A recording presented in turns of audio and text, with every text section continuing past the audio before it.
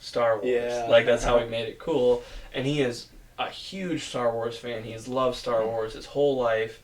And he hated the prequels. Like, he hated how they did it. So there's been this big resurgence of, like, we want practical effects. We want it to be about strong characters. And, like, they want to do a focus on strong female characters, which is awesome. Yep. Mm-hmm. And, like, just so much stuff. And there's this huge team around them after Disney bought it from George Lucas to really make it, to create the essence that it was in the original. And it's so fantastic if you're a Star Wars fan. And it is a great time to be a Star Wars fan. It is. And everyone is so excited. I'm just so out of my mind excited to see I The can't Force wait. Awakens. I cannot wait. Got a couple months left. It drives me crazy. Yeah, you know?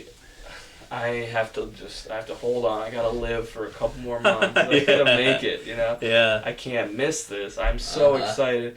I might weep just like seeing it. Because the only Star Wars movie I've seen in theaters, like when it was released, was Episode 3.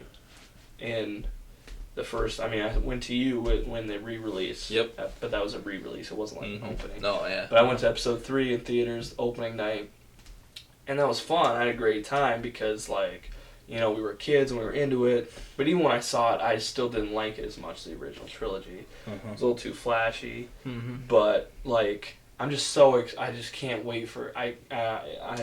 I'm going to be so disappointed. I'm trying not to get my hopes up, but I can't help it. I'm trying to temper my expectations, but I can't because everything looks so great, and everything they say just builds you up. Like, I doubt that Disney is going to let this fail. No, I don't think so either. That's the biggest thing, is that Disney, everything they've done has been knocking it out of the park. A+, everything. Totally. Yeah, anything recently, they have just been hitting home runs. Yep. They've been doing a great job on... The worst they've done is above average, I think, on anything, Yeah. Like, anything with the Avengers that they all set up, like, they're just doing a fantastic job with that. Hearing that, or seeing that, personally, once they bought Star Wars, I was like, oh my gosh, here we go. They're gonna kill it. Yep. It's gonna be amazing. And the fact that I didn't know that you said they're doing storyline spin-off, so we can keep getting more, and that way it doesn't keep following like the Skywalkers the entire time. Exactly. They'll throw us a different story. Oh, that'll be great, so I can see other things happening in the universe, like that. Besides because that's just a little storyline in a massive, continuously expanding universe. So I'm so glad you brought that up, because that's the best part about Star Wars and being a Star Wars fan is George Lucas is the best world builder there ever was. This world is so real and tangible, and you feel like it exists, even though it was a long time, long time ago in a galaxy far, far away. It feels like it's real, and these characters are like, gritty. It's a used universe. Like, it's so huge. Why would we just focus on these little... That's why a lot of people... Like, that's the thing that I hate about the prequels. Like, one of the things I really hate is they try... It's like fake Star Wars. Like, oh, it's Anakin. Oh, I built C-3PO. You remember C-3PO, right? Or like, hey, this is Jango Fett. This is Boba Fett. You remember Boba Fett's dad, right? Like, it was fake trying to be Star Wars and make it smaller. Like, we gotta make it... It's so huge. Like, it is. Just make it big. Yeah. And that's why, I love the anthology movies. Some people are like, well, they're just trying to make more money. Okay, first of all, every movie ever made has been made to make money. Yeah. Don't kid yourself. They don't want to make it to lose money. Right, Yeah. and they've realized, especially in recent years, if you make a movie good that fans will like, it'll make more money. Yeah. So now they're putting more emphasis on quality. So but like you said with the anthologies, which now they're calling a Star Wars story, which I kind of like anthology, but whatever. Sure. Yeah. But the first one's called Rogue One, and it comes out after Episode 7, and that's going to take place between Episodes 3 and 4. Yep. And it's going to focus on getting the Death Star plans that C-3PO and R2-D2 had that they escaped with, that was so, that led to the destruction of the Death Star. And that's going to be awesome. But that's why it's so cool, is because they're going to jump around. Like, one of them apparently is going to be a Han Solo standalone movie. Oh, man. They talked about Boba Fett standalone movie. Yeah. But they're just kind of throwing around ideas. But the Han Solo one is confirmed. They have directors for it. the Miller and Lord, which is a great casting for that. But it's just, like you said, it's so cool. It's a huge universe. Like, let's explore it. Yeah, exactly. I want new characters. Yeah, there's a massive universe. All they've been doing so far, we should say that George Lucas was doing, is just doing the Skywalkers in the movie. Yep. Following that storyline. And so, for people that are kind of just like lightly Star Wars fans, don't really know too much, that's what they think Star Wars is. Where it's not just that. That's just the blip. And then, here's them, and here's the timeline, Mm-hmm. and everything's going on in all these different planets. Exactly. It's bigger than anyone could imagine, and there could be infinite amount of movies that they can make. Yeah, exactly. Yeah, because they can just pick a part, Mm-hmm. do a movie on it, just write a new part in, Yeah. and give it to us, Yep. and we would, we'll eat it up. Yeah, They'll yeah. make money. We can't say that can't be real, because it's a never expanding universe. That's a good point. Yeah, Uh-huh. exactly. You could do anything you wanted. Yeah, Anything sure. is possible in that universe. Yeah, it is. And nothing is too far-fetched. Mhm. That's the great thing. You could do every single genre of film as a Star Wars movie. Yeah. If they do a Boba Fett movie, they gotta do it like a Western. That'd be so cool. Yeah, Man, I kept saying, do it like the Man with No Name trilogy with Clint Eastwood. Like, he doesn't say barely anything. He's just a stoic badass. Yeah. That's what Boba Fett is. Mhm. Do it like that. That's what I always said. That'd be the best way to do it. And yeah, just keep making it big. Like that's why that's why I'm so excited for episode 7. All these new characters, we don't know anything about them. Yeah. Uh-huh. And it's different, and it's not, and like the subtle things of like in episode 7, it's not called the Empire because the Empire crumbled. It got restructured as what's it called? The New Order, I think is what it's called. Oh, yeah. Uh-huh. The New Order, and then the Rebellion isn't the Rebellion, it's called the Resistance. Yep. Mm-hmm. Because things change. Yep. It's just so smart, and these new characters, that's why I'm so excited. I can't wait to go on this journey all over again with characters you don't know. Uh-huh. I can't wait to experience the universe again. Yeah, it's gonna be fun. Oh, I am so excited. Yeah. They couldn't have picked a better director to start it off than Yeah, J.J. Abrams. That's great. Yep. And what they talked about, this was kind of a rumor a while ago, that J.J. Abrams might direct episode 9. Oh. Episode 7 and 9. Because episode 8 director is Ryan Johnson, who I think is a great pick. He hasn't done a lot of movies, but the big one he did was Looper. Which is super interesting, awesome sci-fi movie. Yep. Mm-hmm. And he loves Star Wars too. Awesome. So it's gonna. I think that would be a little bit darker, but it's gonna be great. Yeah. And so I thought it'd be cool to have JJ direct episode 9, being so that he doesn't get too stagnant in the same way, because he'll do episode 7, set it all up. Ryan Johnson will do his take. Yep. And then it'd be interesting to have JJ try and put his take on Ryan Johnson's take, not for sure. just on his. Yeah. Which could be really cool. I don't that's not confirmed. It's just a rumor. Mm-hmm. But I was like, that's kind of interesting. But that's right. They just announced. Sorry, I just remembered this. They announced the director of episode 9, Colin Trevorrow. Oh, okay. Who directed Jurassic World. Oh, okay. Sure. He's an indie director. Sorry, I literally just remembered that. They announced Colin Trevorrow, which I think is okay. It's not. I think it's a fine pick. He loves Star Wars. He said he likes Star Wars, Mm-hmm. and I think he's a good director. I saw his one popular indie film before Jurassic World. I liked Jurassic World fine. I didn't think it was great. Yeah. But it was fun. I liked it. It was really fun. I liked it. It wasn't super in depth or anything, but it didn't really need to be. I thought it was just a fun summer movie. It was very fun. Yeah. But I think that with the storyboard that they have at Disney for all of canon of Star Wars, I think he's gonna do a good job. I don't know. I think he'll be I think if his is the lowest quality, I think it'll still be really solid. I think he'll still make a solid fun movie. Yeah. But J.J. Abrams, he's pretty much in the geek world, he's a rock star director. Yeah. And so I think he's going to set up a great starting point. I think Rian Johnson's going to do an awesome movie, a super interesting, darker take on it.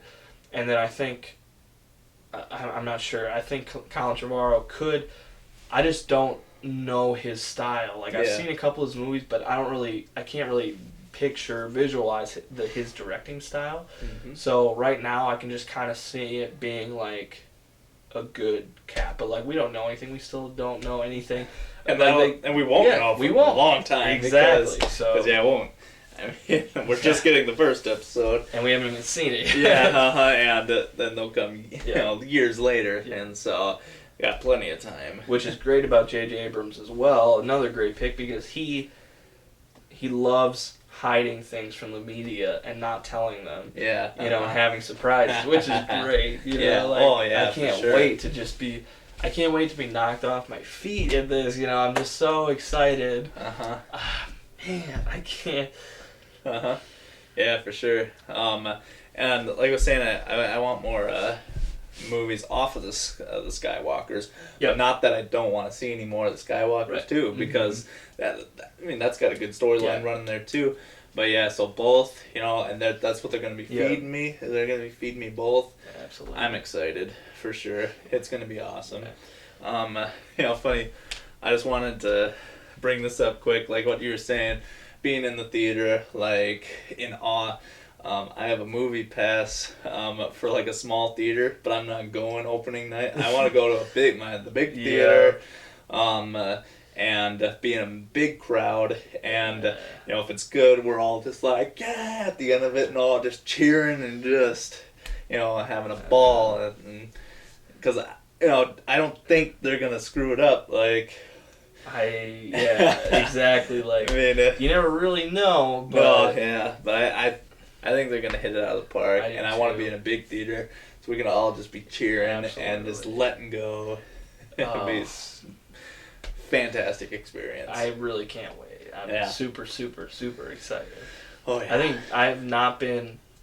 This is by far the most excited I've been for a movie ever. Yeah. I can't think of another movie I was more excited to see. No, because I love the Avengers and everything. But my level of excitement for this is way higher than the Avengers. Absolutely, I totally agree. Star Wars is its own breed. Definitely. It is amazing, an incredible film. And I think what they're doing now, because if you want to keep up on the Star Wars world like I do, I watch this show on YouTube every Thursday. It comes out on Collider Video. It's called Collider Jedi Council, formerly known as AMC Jedi Council, but the whole AMC group, whatever, it doesn't matter. But it comes out every Thursday. They talk about everything canon involved in the Star Wars universe. They start with movie news and they go in, because now all the books that have been released and comics, that's all canon. So they read it all, they review it all, they tell you. It's not really spoilers, but they all love Star Wars. So I watch it every Thursday. It's like an hour and a half. But if you want to get into it, they track everything. They let you know when news drops. Nice. And so that just keeps building my excitement. Yep. Mm-hmm. So if you want to get really in depth, that's a good way to do it. Also, oh man, I should have brought it up. This book I read, but it's in my car. But I just recently read this book called How Star Wars Conquered the Universe. Yep. By Chris Davis, I think. Sorry, you'll be able to find it. Really, if you're a Star Wars fan, it's super important. If you want to know, I absolutely loved it. There's so much information in there. This dude is just a hardcore Star Wars fan, and he wrote it which was interesting because I watched an interview with him, and he said that he actually wrote it for people who weren't Star Wars fans to try and explain to them kind of why people love Star Wars so much if they didn't get it. Sure. And so he maps out everything. There's a bunch of what inspired Star Wars, the making of all the movies, and then fit in between that chronologically is fan stuff and how important the fans are to the world, to the universe, and really fantastic book. A lot of information in there, but I think I think that could maybe whet your appetite if you're really, really excited about Star Wars coming out. It's a really good read, and that'll teach you a lot. And I think after you read that, you'll just be the biggest Star Wars fan you know. Like, there's so much information there. So, yeah, to wrap things up, we're both really excited, obviously. We're going to see it. I'm hoping opening night, but the problem is we're at work. It's peak season, so I won't be able to get that night off. I know. So I was thinking I would go maybe the next day during the day. Yeah. Because I work in the evenings. And I can tell you everything, too. Right, exactly. Before you see it. So I wouldn't even have to see it. Yeah, save some money. But yeah, that's a problem for me. You guys don't care about that.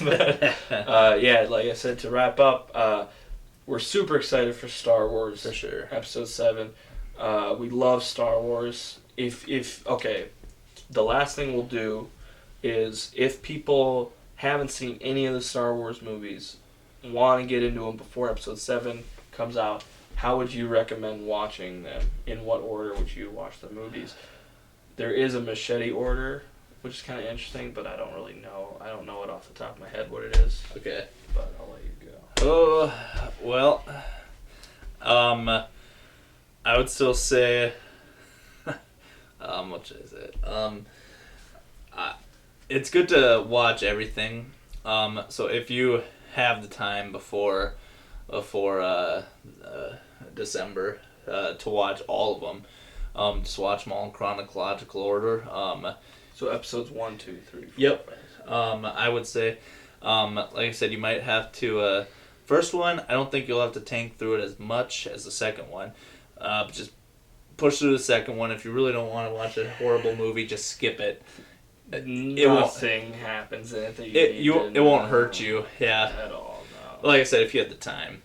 And then 3. If you don't have the time, you can only catch a few every now and then. Just watch 4, 5, and 6. Yeah. Yep. Watch the other ones later. But yeah, definitely hit 4, 5, and 6 up, and you're ready for 7. Yeah. I would say if you're gonna watch them, if you haven't seen any of them, I would say start with 4, 5, 6, then do 1, 2, 3 in order they were released. Just because, like, I get it chronologically, but I just think I would hate for somebody to watch episode 1 and 2 and then just be like, I hate Star Wars. I know, yeah. That's what I was so curious like about. That's why I would just say watch 4, 5, 6 first, and then if you want to go back and watch the prequels, but you really don't have to, because episode 7 comes out, so it's after 6. Yep. So you really don't have to. But if you want to get more Star Wars, they're not terrible. Like there's parts in each of them that are fun. Mm-hmm. The third one is the most watchable. Yes. Of the prequels. Yeah. If you really don't want to watch any of the prequels, 3, like we said earlier, isn't that bad. No. So yeah, you can very much so skip 1 and 2. 3 is kind of worth the watch. Yeah. I liked it.